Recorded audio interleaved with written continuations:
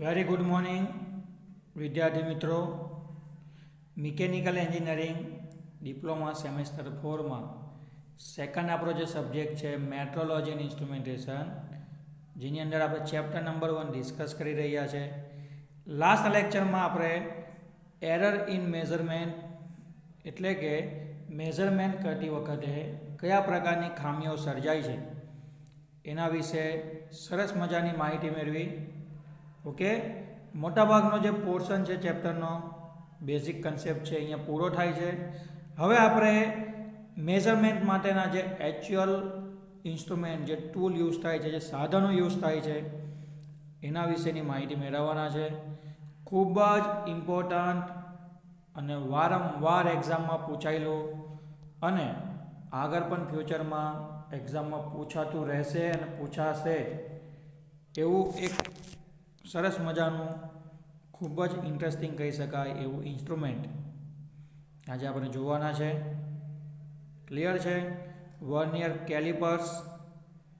તમે કોઈ પણ મિકેનિકલ એન્જિનિયરને પૂછજો અથવા કોઈ પણ ટેકનિકલ પર્સનને પૂછજો, ઇવન ફિઝિક્સમાં પણ તમને આ જે ઇન્સ્ટ્રુમેન્ટ છે એ ખૂબ જ સરસ રીતના શીખવવામાં આવે છે, કારણ કે એનું પ્રેક્ટિકલી પણ એટલું ઇમ્પોર્ટન્સ છે અને થિયરિકલી પણ તમને એનું નોલેજ હોવું જરૂરી છે as a mechanical engineer. Clear છે? તો મેઇન છે ને આપણું ઇન્સ્ટ્રુમેન્ટ એ છે વિદ્યાર્થી મિત્રો વર્નિયર કેલિપર્સ. ક્લિયર છે? પણ એ જે વર્નિયર કેલિપર્સ નામનું જે ઇન્સ્ટ્રુમેન્ટ છે, જે સાધન છે, એ કયા વર્કિંગ પ્રિન્સિપલ ઉપર વર્ક કરે છે અને એનું જે લિસ્ટ કાઉન્ટ શું છે એ આપણે આજના લેક્ચરમાં ડિસ્કસ કરવાના છે. તો સૌથી પહેલાં આપણે જોઈશું કે આ જે વર્નિયર કેલિપર્સ છે એનો ટૂંકો પરિચય. ઓકે, એના વિશે થોડી ઘણી માહિતી મેળવીશું. વર્નિયર કેલિપર એક પ્રકારનું direct linear precision measuring instrument છે. શબ્દ ખાસ સાંભળજો. વર્નિયર કેલિપર શું છે? તો કે direct linear precision measuring instrument છે. દેટ મીન્સ એવું ઇન્સ્ટ્રુમેન્ટ જે લિનિયર મેઝરમેન્ટ છે એને માપશે, ડાયરેક્ટ મેથડથી લિનિયર મેઝરમેન્ટને માપશે, ડાયરેક્ટ મેથડથી લિનિયર મેઝરમેન્ટને પ્રિસિઝન સાથે માપશે એવું મેઝરિંગ ઇન્સ્ટ્રુમેન્ટ છે. તેના વડે પ્રોડક્ટના અંદરના તથા બહારના રેખીય માપો જેવા કે લંબાઈ, પહોળાઈ, વ્યાસ, જાડાઈ, ઊંચાઈ વગેરેને માપી શકાય છે. વર્કપીસની બહાર કે જો ઓકે એટલે વર્કપીસ હશે, કોઈ કોમ્પોનન્ટ હશે, એની બહારની તરફ કોઈ માપ હશે અથવા એની અંદરની તરફના કોઈ માપ હશે. કયા માપો?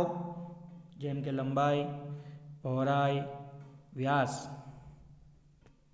ઓકે, જાડાઈ, ઊંચાઈ વગેરેને માપીને આપશે. અને ક્યાં સુધી માપીને આપશે? તો કે 0.02 mm સુધી, મતલબ 0.02 mm સુધીના માપ હશે ને, ઓછામાં ઓછા ત્યાં સુધી આપણને આ દરેક વસ્તુ વર્નિયર કેલિપર્સ છે એ માપીને આપશે. ક્લિયર છે? ચાલો હવે આપણે આગળ વધીએ કે કયા સિદ્ધાંત ઉપર વર્નિયર કેલિપર્સ છે એ વર્ક કરે છે. જો વિદ્યાર્થીઓ, લેક્ચર તમારે આજનો ખાસ જોવાનો છે શાંતિથી, અને હું જે કંઈ પણ બોલું છું એને શાંતિથી સાંભળીને એની ઉપર વિચાર કરીને એને મગજમાં ઉતારવાનું છે કે આ જે ઇન્સ્ટ્રુમેન્ટ છે વર્નિયર કેલિપર્સ એ કયા સિદ્ધાંત ઉપર કાર્ય કરે છે તે. તો વર્નિયર કેલિપરમાં એકબીજા પર સરકી શકે તેવા 2 સ્કેલ લેવામાં આવે છે. એવું ઇન્સ્ટ્રુમેન્ટ કે જેની ઉપર 2 સ્કેલ હશે. એટલે તમારી ફૂટપટ્ટી હોય ને, તમારે ફૂટપટ્ટીને સામે રાખી દેવાની, બસ એ જ રીતના આની ઉપર 2 સ્કેલ આપેલા હોય છે. બંને સ્કેલના કાપાઓ વચ્ચેના અંતરમાં બહુ જ થોડો તફાવત હોય છે. જોઈશું આપણે સ્કેલની અંદર તફાવત કેવો હોય છે તે. હવે આ જે બે સ્કેલ હોય છે ને એમાં જે પહેલું એક સ્કેલ હોય છે એને આપણે મેઇન સ્કેલ કહીએ છીએ. બે સ્કેલ હશે, 2 ફૂટપટ્ટી હશે ઇન્સ્ટ્રુમેન્ટની અંદર. પહેલી જે ફૂટપટ્ટી પહેલો જે સ્કેલ હોય છે એને મેઇન સ્કેલ કહેવાય છે અને બીજો જે સ્કેલ હોય એને વર્નિયર સ્કેલ કહેવાય છે. મેઇન સ્કેલને શોર્ટમાં કહીશું MS અને વર્નિયર સ્કેલને શોર્ટમાં કહીશું VS. આ જાતની સાદી વ્યવસ્થા વધુ ચોકસાઈપૂર્વકના માપ લેવા માટે ઉપયોગી છે. કેમ આવું કર્યું? ઇન્સ્ટ્રુમેન્ટની અંદર 2 સ્કેલ યુઝ કરી, એક વર્નિયર સ્કેલ અને એક મેઇન સ્કેલ.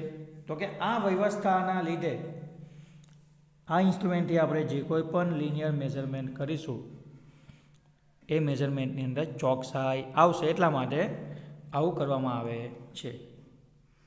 જે કોઈ પણ માપ આપણે માપીશું એ માપની જે ચોકસાઈ છે એ વર્નિયર સ્કેલ અને મેઇન સ્કેલની વચ્ચેના માપમાં કેટલો તફાવત છે તેના ઉપર આધાર રાખે છે.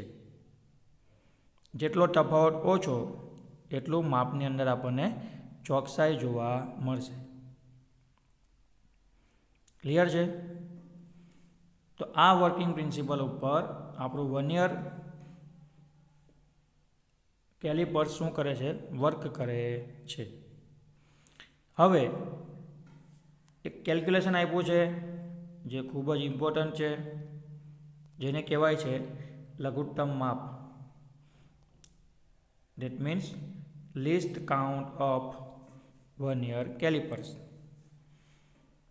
ઓકે, તમે નવા છો એટલે તમને થોડોક શબ્દ નવો લાગશે, સાંભળ્યો નહીં હોય. વારંવાર સાંભળશો એટલે તમારા મગજમાં શબ્દ યાદ રહી જશે કે ભાઈ જે કોઈ પણ મેઝરિંગ ઇન્સ્ટ્રુમેન્ટ હોય એનું લિસ્ટ કાઉન્ટ હોય. ધેટ મીન્સ કે એનું લઘુત્તમ માપ હોય. ફોર એક્ઝામ્પલ, તમે સાદી ફૂટપટ્ટી લઈ લો સ્કેલ, તેની ઉપર ફૂટપટ્ટી અથવા સ્કેલનું લિસ્ટ કાઉન્ટ લઘુત્તમ માપ કેટલું હશે? 1 mm. કેમ? તો કે 1 mm સુધી ઓછામાં ઓછું માપ હશે તે પણ એ માપીને આપે છે, એટલા માટે. તો એને આપણે કહીએ છીએ લિસ્ટ કાઉન્ટ. અહીંયા આપણે વર્નિયર કેલિપર્સના લિસ્ટ કાઉન્ટમાં શું જોવાનું છે? વર્નિયર કેલિપર વડે માપી શકાતું નાનામાં નાનું માપ લઘુત્તમ માપ કે લિસ્ટ કાઉન્ટ તરીકે ઓળખાય છે. તમે વર્નિયર કેલિપર્સ વડે નાનામાં નાનું માપ, છેલ્લામાં છેલ્લું એકદમ નાનામાં નાનું માપ કેટલું માપી શકો છો? એ માપને વર્નિયર કેલિપર્સનું શું કહેવાય છે? લિસ્ટ કાઉન્ટ કહેવાય છે. હવે જેમ જેમ વર્નિયર કેલિપર્સ બદલાય, વર્નિયર કેલિપર્સની રેન્જ બદલાય, તેમ તેમાં લિસ્ટ કાઉન્ટ પણ બદલાય છે. તમને નોર્મલી કોઈ પૂછે કે ભાઈ વર્નિયર કેલિપર્સનું લિસ્ટ કાઉન્ટ કેટલું છે, તો તમારે આન્સર આપવાનો 0.2 mm. પણ કોઈક વખત વર્નિયર કેલિપર્સની રેન્જ બદલાય તો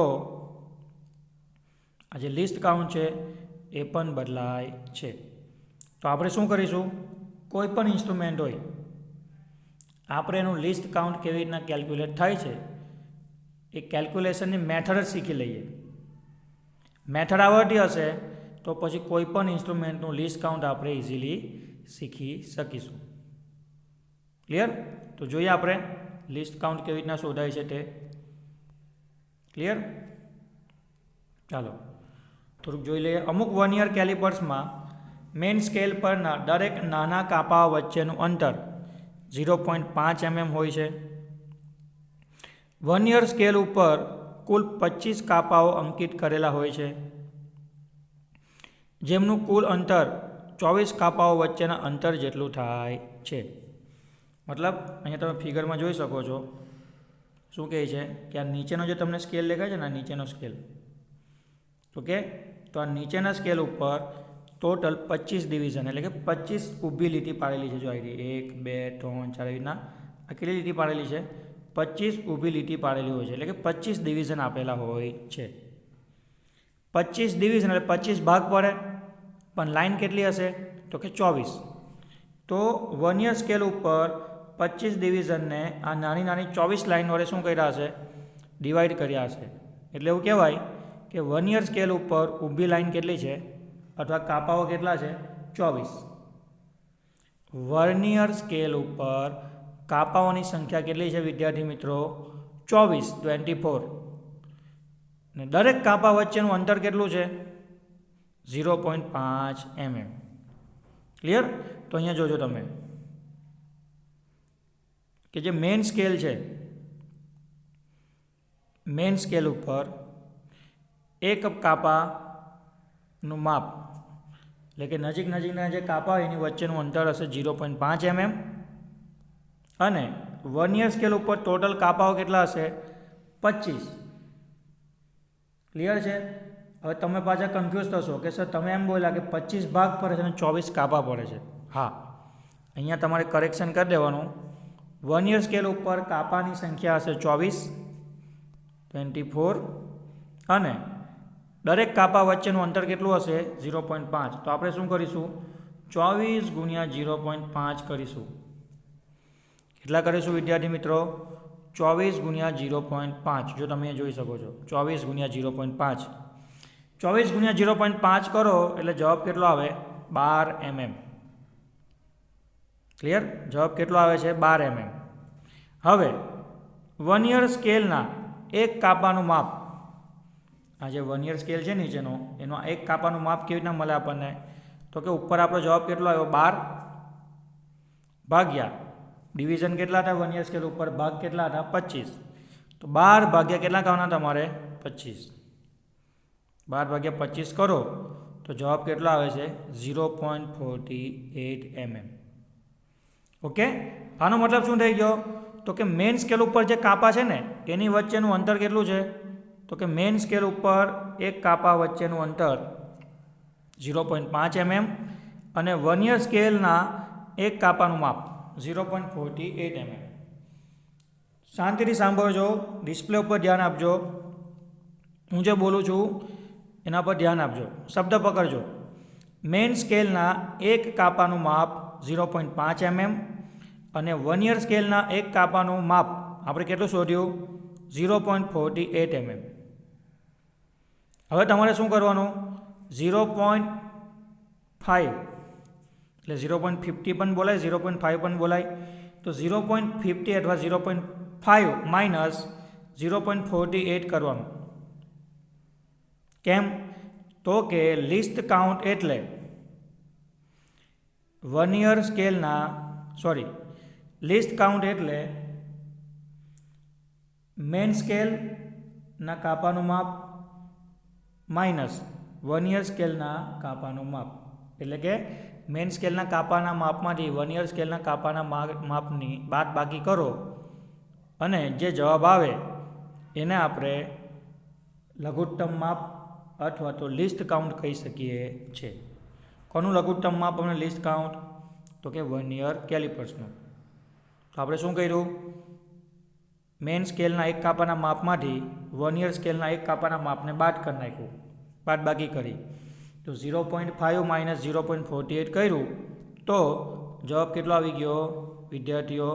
તો કે જવાબ આવી ગયો સર 0.2 mm. તો 0.02 mm, સોરી, બાદ બાકી કરશો તો જવાબ આવશે 0.02 mm. તો આ જે 0.02 mm છે એ આપણા વર્નિયર કેલિપર્સનો લિસ્ટ કાઉન્ટ છે. ધેટ મીન્સ આપણું વર્નિયર કેલિપર્સ હવે એ ઇન્સ્ટ્રુમેન્ટ દ્વારા અથવા તો વર્નિયર કેલિપર્સ દ્વારા આપણે છેલ્લામાં છેલ્લું ઓછામાં ઓછું માપ કેટલું કેલ્ક્યુલેટ કરી શકીશું? 0.02 mm સુધીનું માપ છે એ આપણે એ વર્નિયર કેલિપર્સથી કેલ્ક્યુલેટ કરી શકીશું. ઓછામાં ઓછું માપ કેટલું? 0.02 mm. અને એ પણ કેવી રીતના? ચોકસાઈપૂર્વક. ઓકે, તો આ થઈ ગયું આપણું લિસ્ટ કાઉન્ટ ગણવાની મેથડ. હવે તમારામાંથી કોઈને એવું થશે કે સર આ બધું તો કેટલું લાંબુ ને લેન્ધી છે. પહેલાં આપણે મેઇન સ્કેલના કાપા લીધા, પછી એના ડિવિઝન ગણ્યા, પછી એનું અંતર ગણ્યું, પછી બાદ બાકી કરી. તો જો તમને હાર્ડ લાગતું હોય તો આપણને એક શોર્ટકટ પણ આપ્યું છે. ઓકે, સિમ્પલ ઇક્વેશન છે શોર્ટકટમાં આવ્યું. લિસ્ટ કાઉન્ટ લઘુત્તમ માપ is equal to main scale ઉપરના નાનામાં નાના કાપાનું માપ ભાગ્યા વર્નિયર સ્કેલ પરના કાપાની કુલ સંખ્યા. હવે જો મેઇન સ્કેલ ઉપર નાનામાં નાના કાપાનું માપ કેટલું હોય તો કે આપણે જોયું વર્નિયર સ્કેલની ઉપર મેઇન સ્કેલની ઉપર નાનામાં નાના કાપાનું માપ કેટલું હોય તો આપણે ઉપર જોયું કે મેઇન સ્કેલની ઉપર એક કાપાનું માપ કેટલું થાય છે 0.5 mm. તો હું શું કરું છું 0.5 mm મૂકી દઉં છું ભાગ્યા વર્નિયર સ્કેલ ઉપર ટોટલ કેટલા કાપા છે તો કે સર વર્નિયર સ્કેલ ઉપર ટોટલ 25 કાપા છે. તો નીચે શું આવશે ભાગાકારમાં 25. 0.5 ભાગ્યા 25 કરો તો આન્સર આવે છે 0.02 mm. તો આ રીતના પણ તમે કોઈ પણ ઇન્સ્ટ્રુમેન્ટ અથવા વર્નિયર કેલિપર્સનું લિસ્ટ કાઉન્ટ ગણી શકો છો. સાદું ઇક્વેશન શું છે? મેઇન સ્કેલ ઉપર આવેલા એક કાપાનું માપ અથવા મેઇન સ્કેલ ઉપરના નાનામાં નાના કાપાનું માપ ભાગ્યા વર્નિયર સ્કેલ પર આવેલા કાપાની કુલ સંખ્યા 0.5 ભાગ્યા 25. આમ કરશો એટલે આન્સર કેટલો આવશે તો કે આન્સર આવશે 0.02 mm, જેને આપણે વર્નિયર કેલિપર્સનું લિસ્ટ કાઉન્ટ કહીએ છીએ. ઓકે, આ રીતના લિસ્ટ કાઉન્ટ તમે ઘણી બધી મેથડથી શોધી શકો છો. આપણે ઇઝી મેથડ યાદ રાખીશું કે જેથી ફટાફટ એકદમ સિમ્પલ અને સરળ રીતના આપણે વર્નિયર કેલિપર્સ અને આગળ બીજા જે ઇન્સ્ટ્રુમેન્ટ આવશે એનું લિસ્ટ કાઉન્ટ ગણી શકીશું. ઓકે, આશા રાખું છું બહુ સરસ રીતના તમે લિસ્ટ કાઉન્ટ કાઢતા શીખી જશો. લિસ્ટ કાઉન્ટનું કેલ્ક્યુલેશન પણ તમને સમજ પડી ગયા છે. ક્લિયર? મળીશું આવતીકાલે. Thank you. જે કોઈ પણ કેલ્ક્યુલેશન અહીંયા દેખાય છે તમારે વચ્ચે વિડીયો સ્ટોપ કરીને એને ક્લાસ નોટની અંદર નોટ ડાઉન કરી લેવાની રહેશે. Okay, thank you.